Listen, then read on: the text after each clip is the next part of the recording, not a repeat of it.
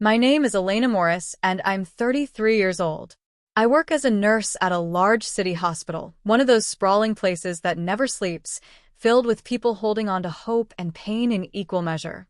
My job is to care for the sick and help them heal, but sometimes I wonder who helps the healers when they start to break. I work long hours, sometimes days without a proper break. I move from room to room, holding hands, changing dressings, offering smiles, even when my body screams for rest. It's a life of sacrifice, but I love it because it gives me purpose. For a long time, though, it was the only thing I had. Until last year, my world was painfully quiet. I lived alone in a small apartment 2 subway stops from the hospital.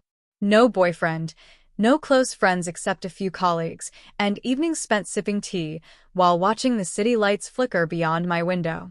My mother, an elderly woman with kind eyes and silver hair, lived in a quiet countryside village. I visited her every Sunday, bringing groceries, medicine, and warmth to her little world. My life had become a routine. Predictable. Safe.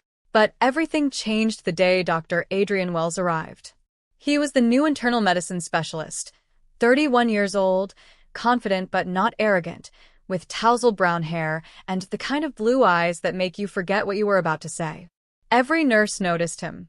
He smiled easily, spoke kindly, and remembered everyone's names by the second day. I thought he would never even look my way. I'm not what people call glamorous. I wear plain scrubs, no makeup most days, and my hair is always tied back in a messy bun. I've never had the kind of beauty that turns heads in a room. I've always been the quiet, reliable one there, but invisible. But Adrian noticed me. It started with small things. He'd ask me how my day was going. He'd smile when we passed in the corridor. Sometimes, during night shifts, he'd bring me coffee and sit beside me during our 10-minute breaks. And then one rainy Thursday night, he offered me a ride home. I hesitated. "Are you sure?" I asked, glancing at the storm outside. "Come on, Elena," he said, smiling. I wouldn't offer if I didn't mean it. We talked the entire ride, about music, about his hometown, about my mother's obsession with crossword puzzles. His laugh was warm. Real. I felt seen, truly seen for the first time in years. After that night, rides became routine. So did coffee breaks. Then came a weekend movie, then late-night walks, and eventually subtle touches, his hand brushing mine, his gaze lingering longer than necessary. I was falling for him. Hard. And I believed, no, I hoped he was falling too. But hope, I've learned, can be cruel. One evening, as the sky turned gold and patience slowly drifted into sleep, Adrian pulled me aside. His face was serious. My heart pounded. "Elena," he said, "I need to tell you something." I waited, holding my breath. "I'm married." It felt like someone had punched me in the chest. I don't understand," I whispered. He looked away. "Her name is Cassandra. We've been married for 5 years. But it's not what you think." I felt like the floor had disappeared beneath my feet. Married? All this time? He had never mentioned a wife. No ring. No photos. No hints. "She's different," he continued. "We've grown apart. She's always away, fashion shows, business meetings. We barely speak. I haven't felt connected to her in years." I couldn't speak. I could only stare. "Elena," he said softly, "being with you feels real. You listen. You care. When I'm with you, I remember who I used to be." I left without replying. Days passed. I avoided him. My heart ached, but my mind spun with confusion. Why had he chosen me? His wife, from what I now learned, was a stunning fashion consultant. She graced magazine covers and wore elegance like perfume. And I wore hospital scrubs and comfortable sneakers. Still, a part of me wanted to believe him. Wanted to believe that maybe, just maybe, he truly cared for me. Then, fate played its cruelest hand. I was in a supermarket, picking up groceries on a quiet Sunday afternoon. As I turned into the next aisle, I froze. There he was, Adrian, with a woman. She was everything I feared, tall, elegant, wrapped in a designer coat, laughing as she placed a bottle of wine into the cart. She leaned on his shoulder. He smiled. They looked perfect. My heart shattered. I left the store without buying anything. That night, I couldn't sleep. I stared at the ceiling, wondering, what was I to him? A distraction?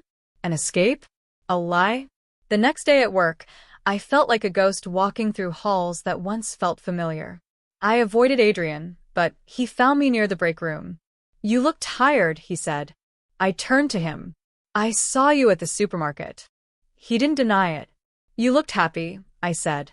I don't understand. Why me, Adrian? Why pretend? He looked pained. It's not pretending. What I feel for you is real. But I'm stuck in something complicated. I don't know how to leave. That was when I knew. He wasn't ready to change his life. And I couldn't let him destroy mine. I need space, I said, walking away. Over the next week, I wrestled with the truth. I spoke to Leah, my best friend, and the only person who knew the full story. She listened, then said something I'll never forget. Elena, love should never make you feel like a secret. That night, I stared at my reflection in the bathroom mirror.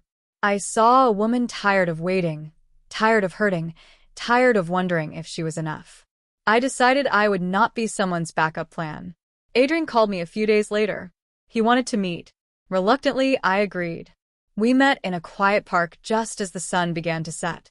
Elena, he said, I've thought about everything. I'm going to ask Cassandra for a separation. I looked at him. Are you doing this for you? Or because you think I'll wait? He hesitated. I care about you, he said. But caring isn't enough, I replied. I deserve more. I deserve someone who chooses me from the start, not after breaking someone else's heart. Tears welled in his eyes, but I stood firm. I walked away, not because I didn't love him, but because I finally loved myself enough. Months passed. I threw myself into work, took up painting, and spent more weekends with my mother. The pain faded slowly, like winter melting into spring. Then one day, a new volunteer arrived at the hospital. Lucas Carter, a paramedic who had moved from another state. He was quiet, a bit shy, but with eyes that had seen both tragedy and hope. We spoke occasionally, then often. Then one day, he brought me tea with a note that read, "You deserve joy." It wasn't fast. It wasn't dramatic. But it was real. And this time it was honest. Sometimes, the hardest thing isn't falling in love, it's walking away from a love that isn't right. But when you do, you make space for something better. For someone better. For yourself. If you found this story meaningful, please like, share, and subscribe for more heart-touching stories that remind us all. Healing takes time, but you are worth the wait.